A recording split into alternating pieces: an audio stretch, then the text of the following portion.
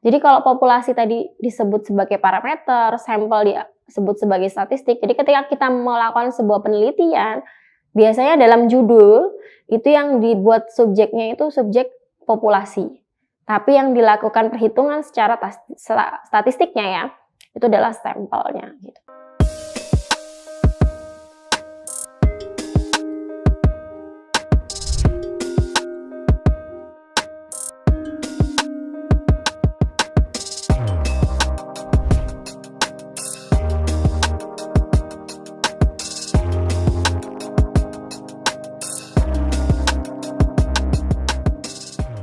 Assalamualaikum warahmatullahi wabarakatuh. Kembali lagi dalam video pembelajaran Universitas Teknokrat Indonesia. Kali ini Anda bertemu dengan saya dalam mata kuliah statistika ya. Nah, ini kita akan bertemu pada materi di awal, yaitu tentang materi konsep dasar statistika.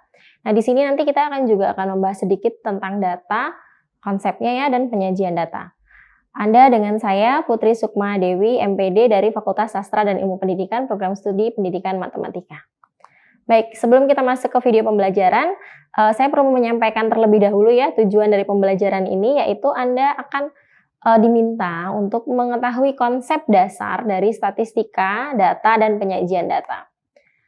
Ya, sekarang kita akan masuk pertama tentang konsep. Ya, jadi apa sih sebetulnya statistik gitu? Statistik itu adalah sebuah ilmu yang berhubungan dengan banyak angka. Jadi memang kalau kita bicaranya statistik, kita akan banyak bicara soal angka ya.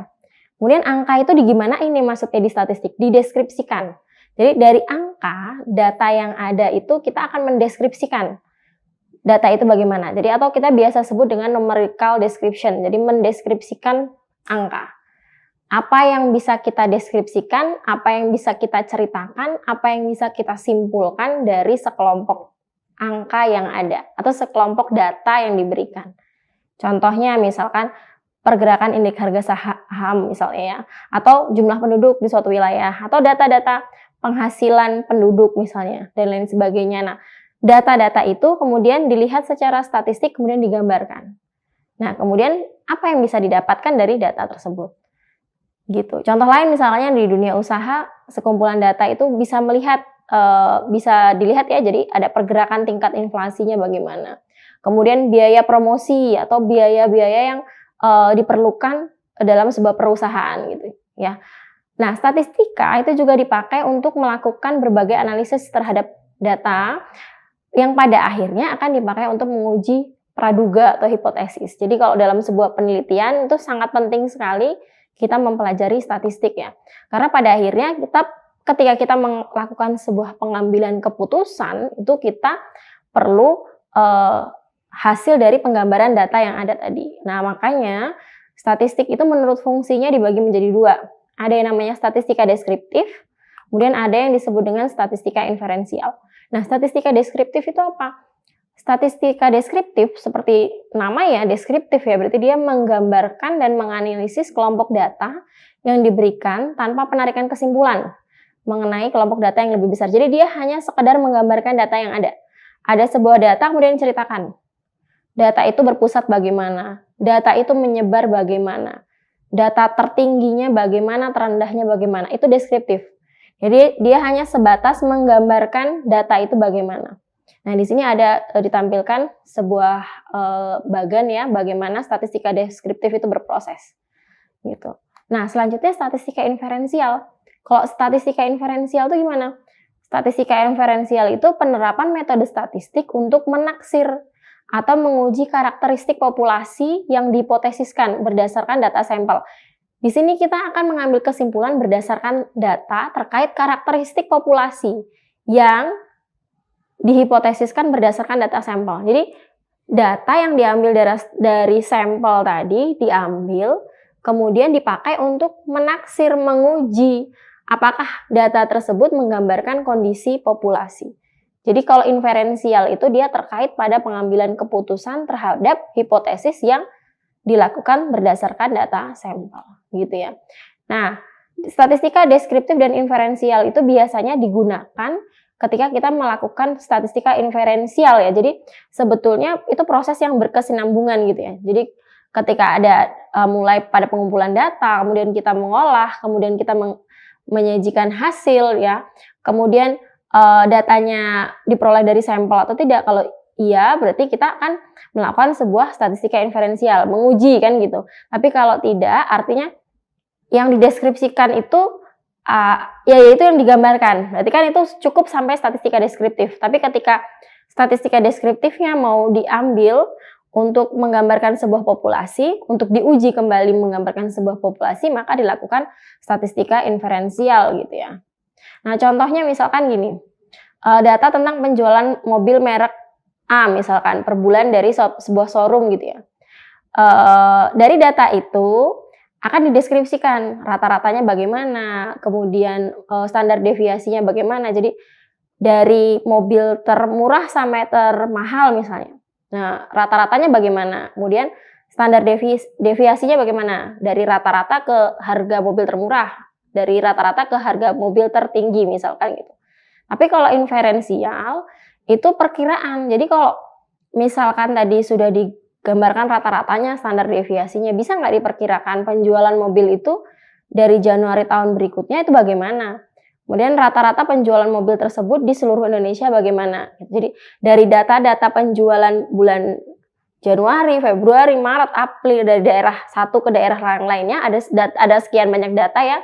Kemudian diperkirakan dari data itu untuk tahun depan nih gimana nih? Ada pola yang sama nggak dari penjualan tahun-tahun ini? Dari data-data yang ada nggak pola yang sama? Kalau ada yang pola yang sama, berarti bisa diprediksikan nih untuk tahun depan bagaimana penjualannya. Nah, itu dilihat dari data-data. Nah, dari data-data tadi, kalau dia sampai pada sebuah perkiraan, pada sampai sebuah kesimpulan, itu dia masuk pada sampai di statistika inferensial gitu ya. Nah, ada beberapa elemen ya dalam statistik itu yang perlu kita pelajari sebelum kita mempelajari statistik lebih lanjut ya. Yang itu yang pertama adalah populasi, kemudian yang ada sampel, tadi ada statistika inferensial ya, kemudian ada pengukuran reliabilitas ya. Oke, jadi kalau populasi itu apa sih? Populasi itu masalah dasar ya, masalah dasar dari sebuah fenomena gitu. Jadi sekumpulan data yang mengidentifikasikan suatu fenomena gitu. Jadi populasi itu gambaran umumnya gitu. Subjek yang dianggap fenomena secara umum itu populasi. Tapi kalau sampel itu data yang diambil atau diseleksi dari suatu populasi. Jadi populasi tadi yang dianggap sebuah fenomena atau sebuah subjek atau sebuah persoalan tadi, kemudian diambil sampel yang memungkinkan untuk diambil sekumpulan data. Itu sampel. Nah, kalau statistika inferensi apa? Keputusan gitu yang diperkirakan, digeneralisasikan dari populasi tadi. Nah, kalau pengukuran tadi apa? Konsekuensi dari kemungkinan bias dalam sebuah keputusan gitu. Oke, statistika dan juga komputer. Jadi memang saat statistika itu kan identik dengan menghitung ya, menghitung banyaknya data. Sehingga ketika kita melakukan sebuah perhitungan, itu kan ada human error ya, efek manusia lah gitu ya, sehingga statistika dan komputer itu sangat dekat sekali. Jadi kita ilmu statistik yang ada kemudian diaplikasikan dalam komputer. Saat ini banyak sekali ya aplikasi dalam komputer yang membantu kita untuk menganalisis data-data statistik. Jadi statistika itu menyediakan cara atau ilmunya, kemudian komputer menyediakan cara untuk mengolah datanya gitu, berdasarkan formula-formula yang dipelajari di statistik gitu. Jadi dengan bantuan komputer, pengolahan data bisa menghasilkan data yang lebih akurat dan juga cepat tentu saja ya daripada manusia, karena kan ada human error tadi karena ada banyak data kan kadang-kadang memasukkannya ada kurang ketelitian dan lain sebagainya gitu ya. Tapi manusia tetap diambil untuk mengambil keputusan gitu, untuk menganalisis gitu. Karena kan data itu komputer hanya melihat bagaimana dia menganalisis, berapa rata-ratanya, berapa standar deviasinya gitu. Nah, pengambilan keputusan tetap kepada peneliti atau orang yang mendeskripsikan data tersebut gitu. Nah, dengan keunggulan kecepatan, ketepatan, dan keandalan itu, maka dibutuhkan komputer dalam mengolah data statistik. Apa saja program komputer? Banyak ya. Jadi sekarang yang paling mudah itu Microsoft Excel. Kemudian kalau yang betul-betul ke statistik itu ada yang namanya SPSS, kemudian ada Smart PLS dan lain sebagainya. Gitu ya. Oke, seperti yang saya bahas tadi di istilah itu ada populasi dan sampel. Nah, di sini saya juga akan membahas lagi secara lebih spesifik ya tentang populasi dan sampel sebagai objek dari penelitian. Jadi populasi itu adalah data kuantitatif yang menjadi objek dari telaah. Gitu. Nah, sedangkan sampel itu adalah bagian dari populasi. Nah, kalau populasi itu dia adalah ukuran yang mencerminkan karakteristik populasi. Jadi parameternya. Gitu, karakteristik dari populasi itu ada di parameter gitu ya. Nah, kemudian kalau statistika sampel itu adalah ukuran yang mencerminkan karakteristik sampel. Jadi kalau populasi tadi disebut sebagai parameter, sampel disebut sebagai statistik. Jadi ketika kita melakukan sebuah penelitian, biasanya dalam judul itu yang dibuat subjeknya itu subjek populasi. Tapi yang dilakukan perhitungan secara statistiknya ya, itu adalah sampelnya gitu. Jadi misalkan kita meneliti tentang indeks atau IPK lah, IPK mahasiswa Lampung, berarti kan itu populasi, parameternya mahasiswa Lampung. Tapi kan bukan mahasiswa se-Lampung yang akan kita lihat IPK-nya. Kita akan ambil sampel, misalnya 500 dari perhitungan ya, misalnya dapat 500 mahasiswa. Nah, 500 mahasiswa itu kan bukan, maksud saya semua mahasiswa Lampung itu kan ada sekian puluh ribu gitu. 500 itu kan hanya bagian kecil. Nah, bagian kecil tadi yang diuji statistiknya. Jadi itulah sampelnya. Tapi 500 bagian kecil tadi dari 10.000 misalkan, itu adalah bagian dari populasi, bagian dari parameter tadi. Gitu. Jadi tetap saja ya, walaupun kita melakukan penelitiannya di sampel, di statistik, di pengolahan datanya di 500 mahasiswa tadi, tapi yang akan kita ambil kesimpulan adalah populasinya. Untuk mewakili populasi. Contoh yang lebih gampang, misalkan di kelas, kita mau melakukan sebuah kita punya metode pembelajaran yang baik, misalnya metode pembelajaran ini bisa meningkatkan kemampuan siswa. Nah, kita ambil sampel kelas 7. Kelas 7 tadi kan hanya sampel, yang kita lakukan penelitian kan kelas 7 aja. Tapi kan metode itu mewakili siswa kan gitu. Jadi sampelnya tadi hanya kelas 7, tapi kelas 7 tadi mewakili populasi yang disebut sebagai siswa dalam judul penelitian gitu. Jadi itu populasi dan sampel ya. Populasi itu biasanya subjek penelitian, sedangkan sampel itu adalah subjek dari hipotesisnya atau subjek dari statistiknya.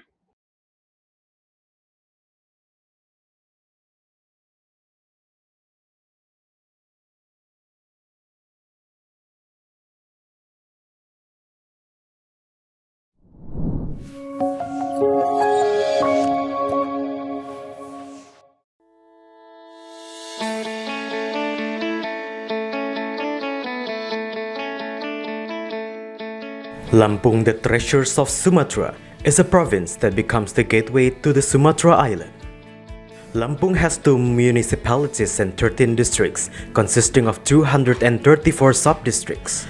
The province, with an area of 35,587 kilometer squares, owns millions of extraordinary natural beauty. Education in Lampung province is also highly considered and colored by the existence of Universitas Teknokrat Indonesia.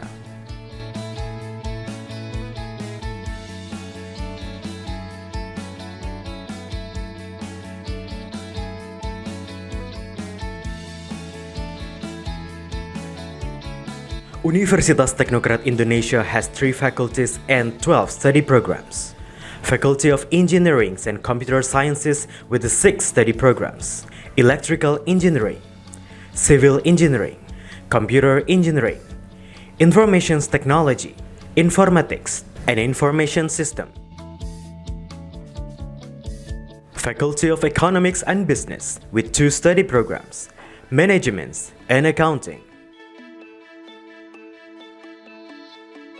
Faculty of Arts and Educations with 4 study programs: English Literature, Mathematics Education, English Educations, and Physical Education. Universitas Teknokrat Indonesia believes that education is the key to the advancements of a nation. Universitas Teknokrat Indonesia commits to produce and develop future leaders through the educations of quality characters. This receives a very good reception and trust from the community, which is marked by an increasing interest in students from year to year. The students and lecturers have lots of achievements and awards. Also, our quality is recognized by National Accreditation Board for Higher Educations and many international collaborations.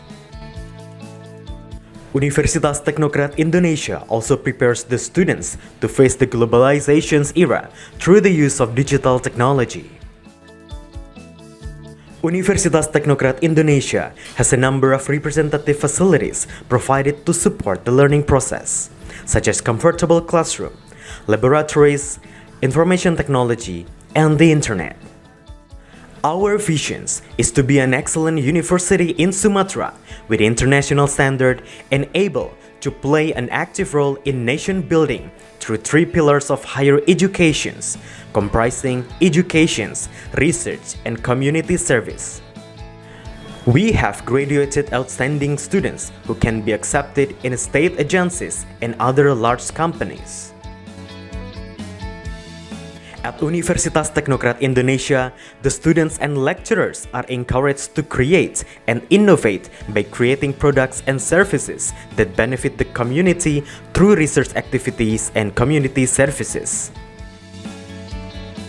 In an effort to achieve its visions and missions, the academics of Universitas Teknokrat Indonesia are guided by the organizational culture values of discipline, quality, creative, and innovative.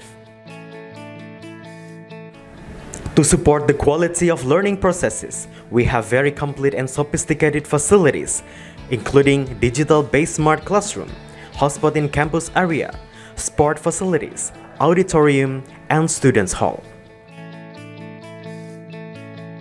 Come and be a part of us, the Campus of Champion, Universitas Teknokrat Indonesia.